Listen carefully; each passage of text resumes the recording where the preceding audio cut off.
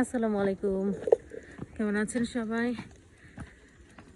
তো আজকে আরও একবার যাচ্ছি হচ্ছে ময়মনসিংহ গোলুকে ডক্টর দেখাইতে। দেখেন কত ভোরবেলা, একদম কুয়াশাচ্ছন্ন পরিবেশ, সব কিছু ঢাকা, সব কিছু। সাথে যাচ্ছে হচ্ছে আমার দেবর, গোলুকে নিয়ে যাচ্ছি আজকে।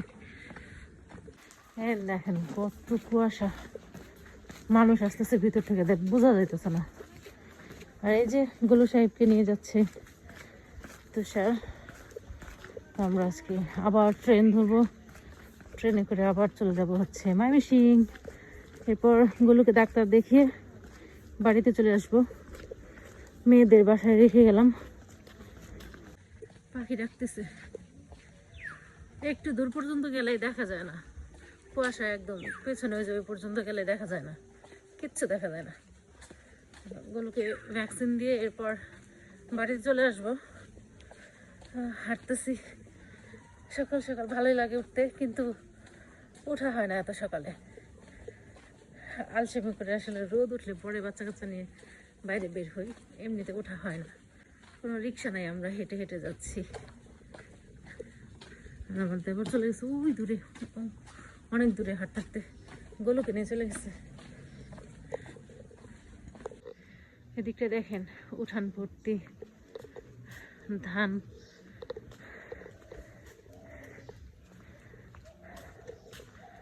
কি পরিমাণ কুয়াশা, সামনে দেখা যেতেছে না, সামনে রাস্তা আছে,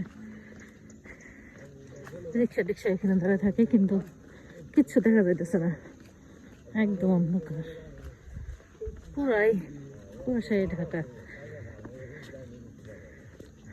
আমি হইতেছে ওর সাথে হাইটে পারতেছি না, ও একটু করে দূরে যায় আর একটু করে দাঁড়ায়, এবার আমি আসি। এখন হচ্ছে মেয়ের স্কুলে চলে আসছি। এটা হচ্ছে ক্যান পাবলিক, ক্যান্টনমেন্টের ভিতরের স্কুল। এটা হচ্ছে ক্যান পাবলিক, আর এই পাশটাই হচ্ছে MIS, ওইখানেই যাচ্ছি। তো ফর্ম উঠাবো, যেহেতু ময়মনসিংহ আসলাম, ভাবলাম যে ফর্মটা নিয়ে যাই। বাচ্চাদের রেজাল্ট কার্ডটাও আমার নেওয়া হয় নাই। এই তো সামনে MIS গেট, তো এখানেই যাব। এই তো এটা হচ্ছে MIS এর গেট দিয়ে, ওদিক থেকে গেট থেকে আসলাম, এসে এখন ভিতরে যাচ্ছি। দেখা যাক, আগে অনেক সুন্দর সুন্দর গাছ ছিল, গাছ লাগানো ছিল, ফুলের গাছ, তো এখন বেশি একটা নাই। এখন ভিতরে যাচ্ছি, আমার সাথেই থাকুন। এখানটায় হচ্ছে মাঠ, একদম ঘাসে ভরা ছিল মাঠটা, তো এটা আবার ফিল আপ করতেছে। এটাই হচ্ছে MIS-এর খেলার মাঠ, আর এটা হচ্ছে স্কুল। এখন আমি স্কুলের ভিতরে যাব, গিয়ে হচ্ছে ফর্ম টর্ম সব উঠাবো, উঠিয়ে নিয়ে আসবো। দেখা যাক। স্কুল থেকে এই যে রেজাল্ট কার্ড নিয়ে আসলাম, দুই মেয়ের নামে দুইটা।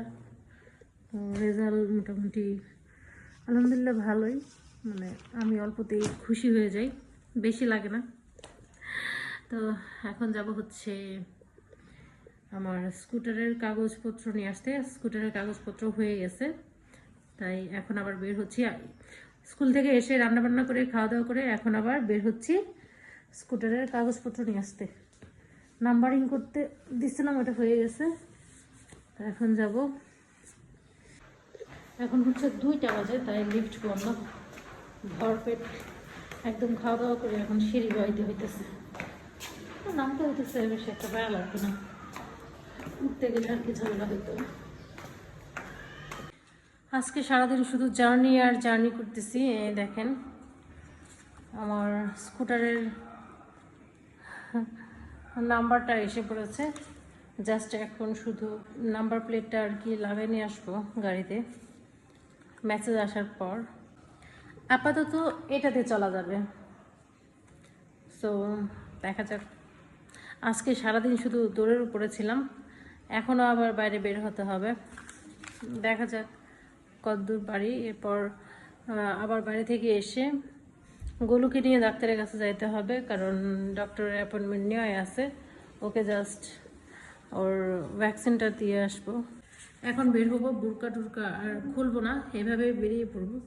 আমার চেহারার অবস্থা দেখেই বোঝা যাচ্ছে যে আমি কতটা জার্নি করছি সারাদিন।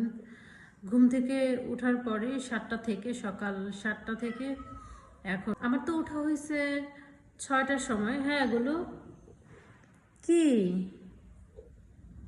গোলু, কি খাও? খাবার দিয়ে রাখছি তো, খাও। সকাল 6টার সময় উঠেছি, তো এখন বাজে 3:30 প্রায়। এরপর এখন বেরিয়ে যাব, আবার গুলোকে ডাক্তারের কাছে নিয়ে যাব। তো আজকে সারাদিনটা পুরাই জার্নির উপরে গেল। তো এখন আমি স্টিল নাও, আমি কিন্তু জার্নি করলে একদমই সুস্থ থাকি না, এরপরও মোটামুটি আছে।